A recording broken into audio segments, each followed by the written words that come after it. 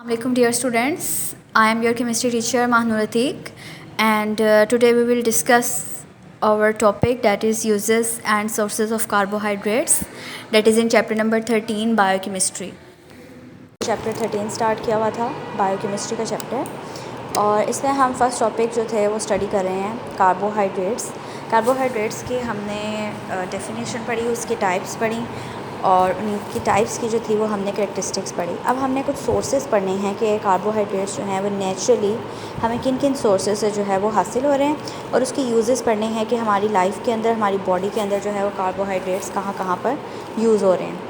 Carbohydrates range from simple to complex ones, यानी simplest से लेकर कम्प्लेक्स मॉलिक्यूल्स तक जो है, यानी कम्प्लेक्स लार्ज मॉलिक्यूल्स तक जो है वो कार्बोहाइड्रेट्स एग्जिस्ट करते हैं। They have varied sources and uses, उनके डिफरेंट टाइप्स, वेरिड का मतलब होता है डिफरेंट टाइप्स के होना, तो उनके मुख्तलिफ यूजेस हैं और मुख्तलिफ ही सोर्सेज हैं।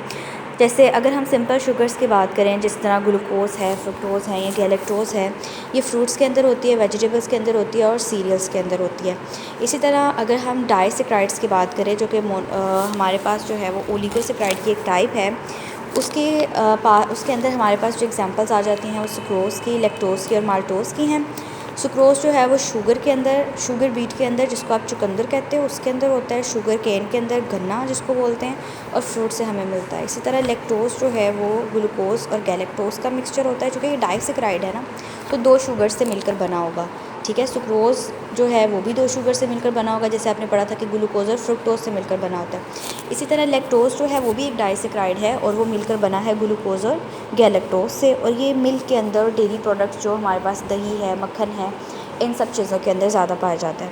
उसके बाद माल्टोज़ है, माल्टोज़ भी एक डाइसेक्राइड है। इसके अंदर 2 ग्लूकोज़ के जब मॉलिक्यूल्स कंबाइन कर जाते हैं तो वो माल्टोज़ बना देते हैं, और ये सीरियल्स के अंदर होता है। सीरियल्स कहते हैं अनाज को, अनाज यानी जिसमें आपके पास दालें आ जाती है, चने आ जाते हैं, ये सारे क्या हैं, सीरियल्स हैं।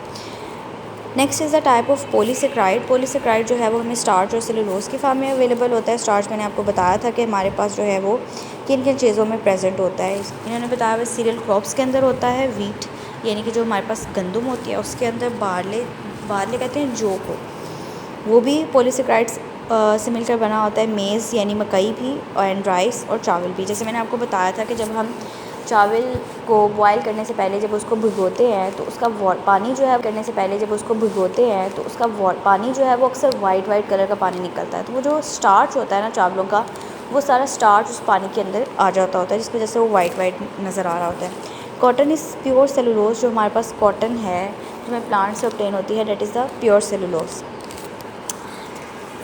सोर्सेज़ के बाद हमने कुछ यूजेस पढ़ने हैं कि पॉलीसेक्राइड्स हमारे पास जो है वो कहाँ कहाँ पर इस्तेमाल होता है। ये जो क्वेश्चन है ये 2 तरह से बनकर आ सकता है, एक तो यूजेस के फॉर्म में आ सकता है, और एक जो है वो सिग्निफिकेंस के फॉर्म में भी आ सकता है कि आपसे पूछा जाए what are the significance of carbohydrates या what are the uses of carbohydrates. इसके बाद जो नेक्स्ट पैराग्राफ स्टार्ट हो रहा है, इसके ऊपर आप हेडिंग देंगे सिग्निफिकेंस ऑफ ग्लूकोज़ की। और body uses carbohydrates in the form of glucose. हमारी बॉडी जो है कार्बोहाइड्रेट को ग्लूकोज की फॉर्म में यूटिलाइज़ करती है। जैसे आपने रेस्पिरेशन का प्रोसेस पढ़ा था कि रेस्पिरेशन में क्या होता है कि ग्लूकोज के मॉलिक्यूल्स ब्रेक डाउन करते हैं और उससे जो है वो एनर्जी प्रोड्यूस होती है। तो हमारी बॉडी ने जो कार्बोहाइड्रेट को यूटिलाइज़ करना होता है वो ग्लूकोज की फॉर्म में करना होता है। Glucose is the only form of carbohydrates that is use directly by muscles for energy. Glucose जो है वो ओनली फॉर्म है जो कि मसल्स के लिए एनर्जी के तौर पर यूज़ होती है। ये आपने रेस्पिरेशन के प्रोसेस में पढ़ा हुआ है।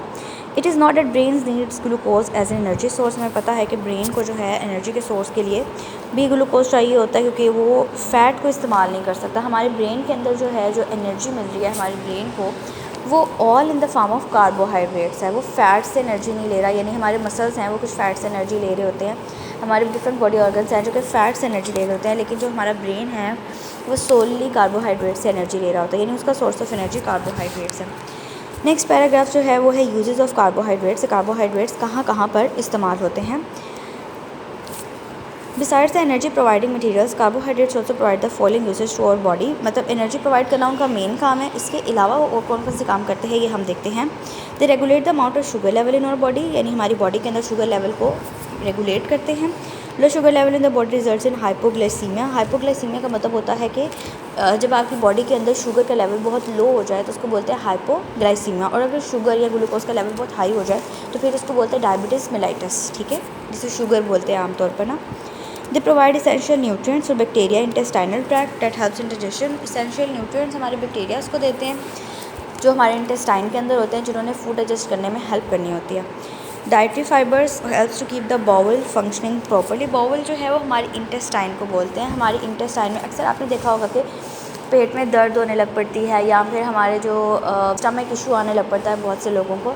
तो अगर हम अपनी डाइट के अंदर जो है वो डाइटरी फाइबर्स रख रहे हैं, ठीक है, ऐसी डाइटरी फाइबर्स ऐसी खुराक होती है जो जल्दी डाइजेस्ट नहीं होती, उससे एनर्जी भी बहुत ज़्यादा मिलती है क्योंकि उसके अंदर कार्बोहाइड्रेट का हाई कंटेंट होता है, लेकिन वो इतनी जल्दी डाइजेस्ट नहीं होता है, हमारी बॉडी के अंदर लॉन्ग टाइम के लिए स्टे करते हैं।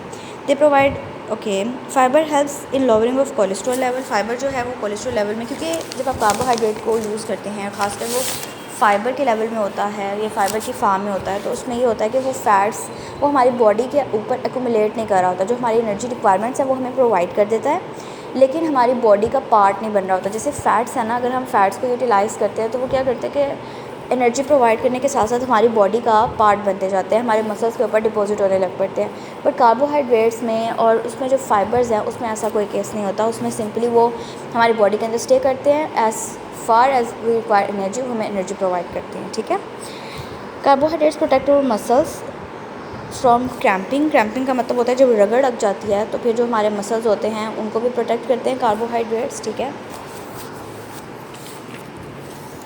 नेक्स्ट है हमारे पास जो है वो एक ब्लॉक है, डू यू नो का ब्लॉक है। इसमें वो बता रहा है कि किस तरह से कार्बोहाइड्रेट जो है वो एनर्जी के सोर्स के लिए यूज़ होते हैं। Carbohydrates is source of energy that can come as a short question, ठीक है, कि how carbohydrates are used as a source of energy. Carbohydrates provides 17 kilo joules of energy per gram, यानी अगर आप 1 ग्राम कार्बोहाइड्रेट का utilise करते हैं, suppose आप 1 ग्राम राइस को या 1 ग्राम शुगर को आप यूटिलाइज़ कर रहे हैं तो उससे आपको एनर्जी मिल रही है 17 kilo joules. We take carbohydrates as food, हम कार्बोहाइड्रेट को फूड के तौर पर इस्तेमाल करते हैं।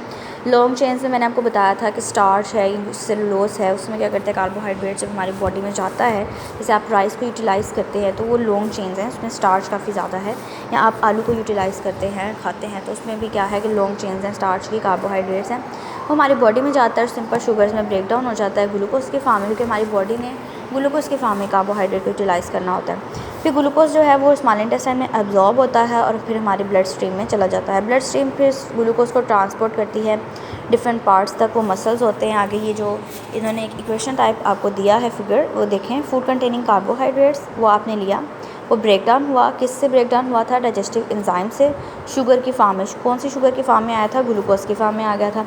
फिर वो ट्रांसपोर्ट हुआ ब्लड स्ट्रीम के अंदर, ब्लड स्ट्रीम ने उसको दे दिया, मस्कुलर एनर्जी प्रोवाइड हुई, ग्लाइकोजन में कन्वर्ट हो गया। तो अगर आपने इसको स्टोर करना है तो ग्लूकोज हमेशा ग्लाइकोजन की फॉर्म में स्टोर होगा और वो स्टोर होता है लीवर में, और यहाँ फिर वो फैट में कन्वर्ट हो जाएगा और ओबेसिटी को कॉज करेगा, ओबेसिटी यानी मोटापे को कॉज करेगा, ठीक है।